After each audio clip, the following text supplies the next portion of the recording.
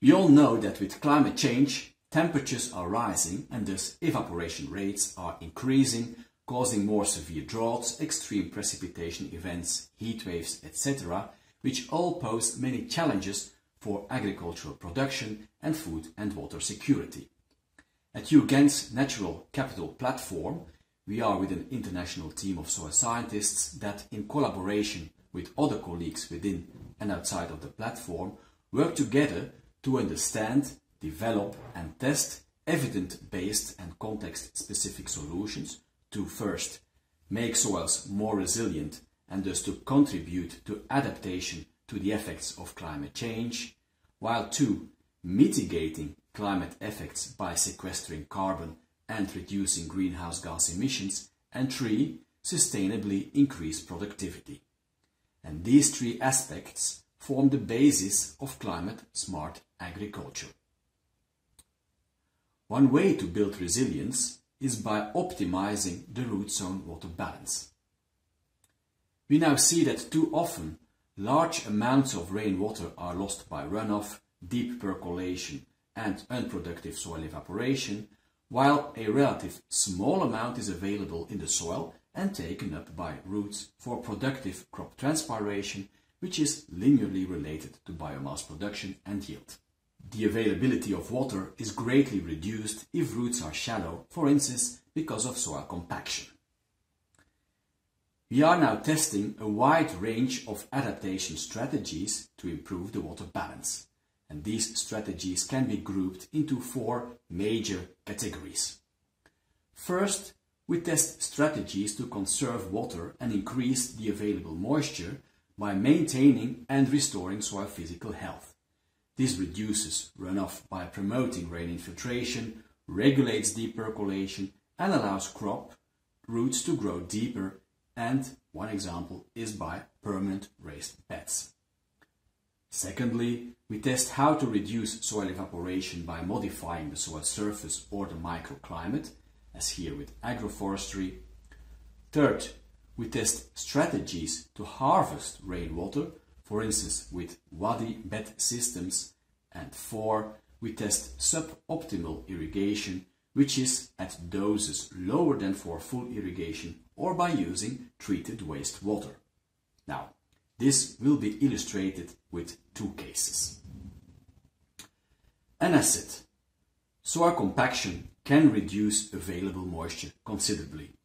We are testing various ways to prevent and remediate soil compaction by, for instance, reducing the tire inflation pressure and or the wheel load, by changing the tire type or by trafficking fields when soil is not too wet.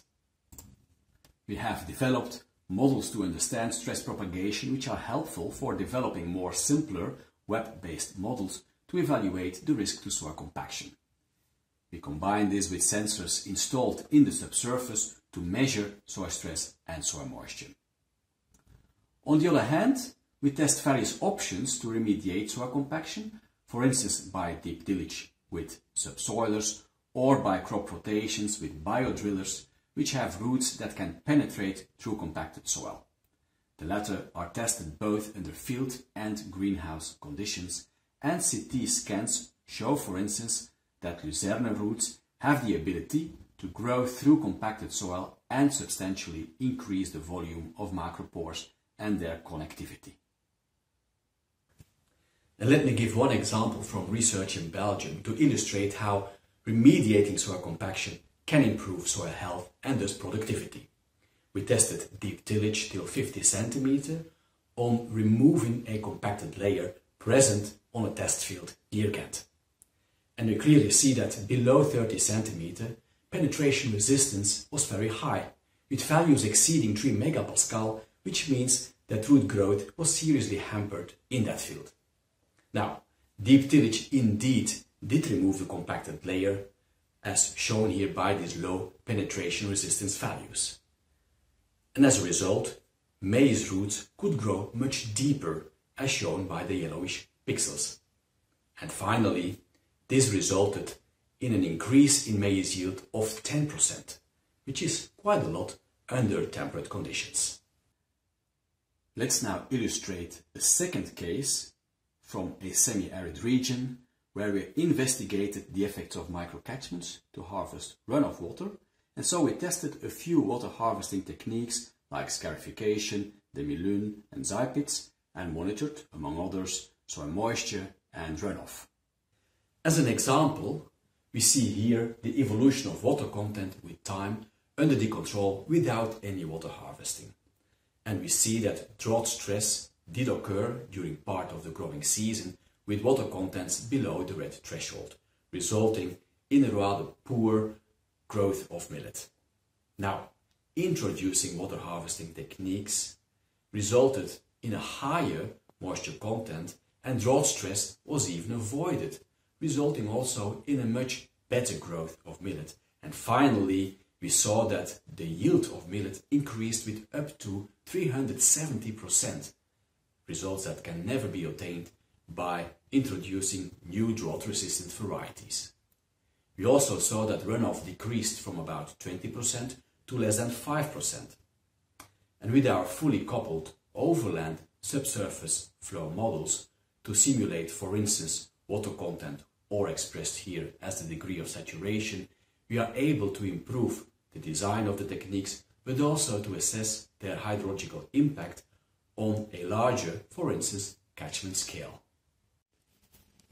Secondly, we can mitigate the effects of climate by storing carbon in soil and by reducing soil greenhouse gas emissions. Hello, my name is Stefaan Sleutel. At the Natural Capital Research Platform, we also look into greenhouse gas emissions from ecosystems, and we look into carbon cycling in soils.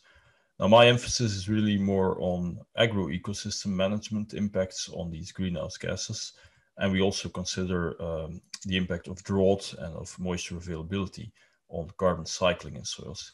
Now, it's the microbes that drive the carbon cycle that conduct most transformations of organic matter in soils. And so our first goal is to visualize the habitat space of those microorganisms, which is important to understand how carbon cycling occurs in drier soils or in wetter soils or in function of other environmental drivers. And we've worked together with the UGent Center for X-ray-CT to visualize organic matter within soil cores. We've worked on chemical staining to enhance the CT contrast. We've looked into the local porosity, and we've integrated biological assays with very small soil core incubations. And one example is shown here. We've looked into the impact of soil structure on denitrification, amongst other processes. On the plant scale, we study how carbon inputs from plants affect carbon cycling within the soil. And usually we start off with working with a carbon-13C labeled biomass, naturally or artificially labeled, which we incorporate into the soil, and then we track its fate as it's being degraded by the microorganisms. For instance, we've compared the value of roots versus shoots as precursors of native soil organic matter.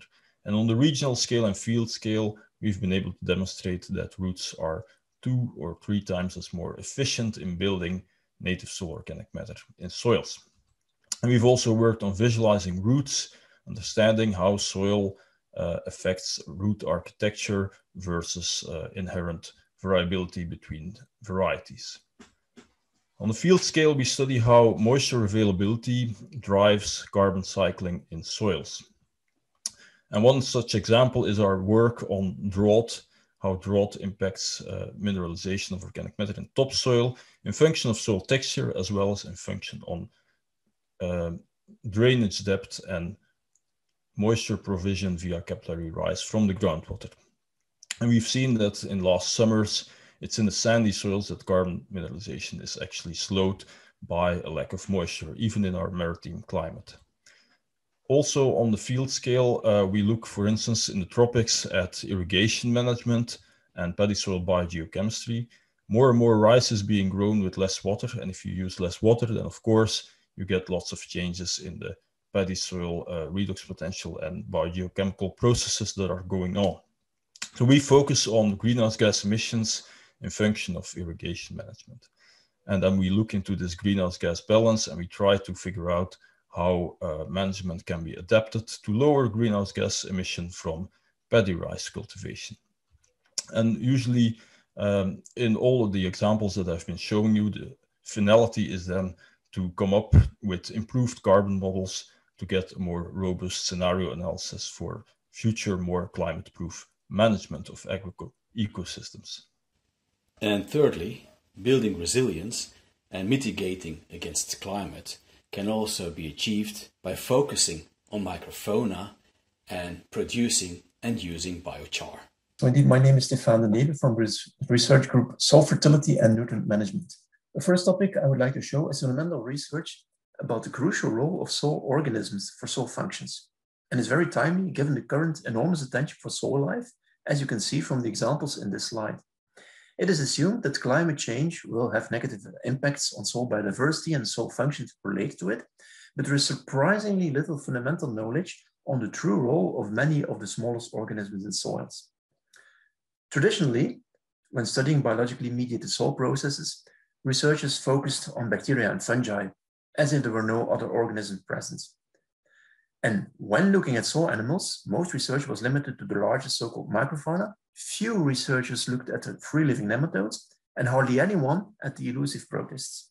If we want to understand the roles of soil life, if we want to harness it for a more climate-smart agriculture, we need to study these smallest animals. The first breakthrough that we realized was in studying the role of the entire nematode communities in the process of nitrogen mineralization. We developed a methodology combining selective sterilization of soil by targeted doses of gamma irradiation that remove multicellular organisms but keep the microbial community largely intact, followed by reinoculation of the entire nematode community after extraction from non-irradiated soil. The figure at the right-hand side at the bottom shows the success of this method, with the nematode communities being almost identical in the control, natural, and the reinoculated soil.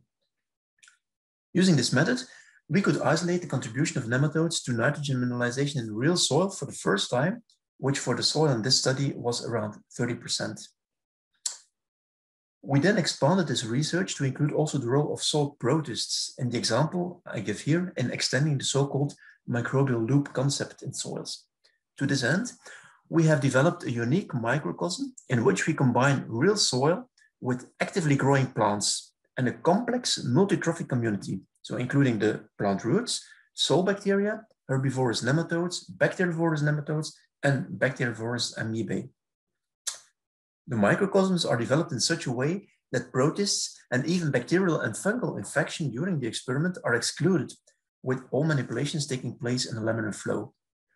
At present, we are still analyzing the results of this almost 4 months incubation experiment, but this is a methodology that can provide answers with true significance for soils and agriculture as compared to the highly artificial and often oversimplistic experiments that are used to date. A second, completely different example is on the sustainable production and use of biochar in the tropics. We look at the comprehensive impact of biochar from production to effects in soils in collaboration with 4 universities spread over Indonesia. First, highest quality biochar is produced from woody biomass, but we obviously do not want to stimulate deforestation for biochar production. Hence, we look at the quality of biochar from bamboo that can be harvested after 2-3 years and resprouts spontaneously, as compared to biochar from soft and hardwood. For large-scale implementation, biochar needs to be produced locally, but traditional biochar production methods produce large amounts of CO, methane, NOx, aerosols, VOC, which partially offset benefits.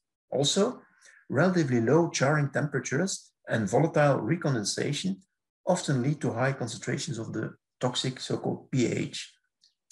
We compare emissions and biochar quality of traditional biochar production methods with so-called flame curtain methods, either a steel cone, which could be called a low-tech method, or a simple conical soil pit, which could be called a no-tech method.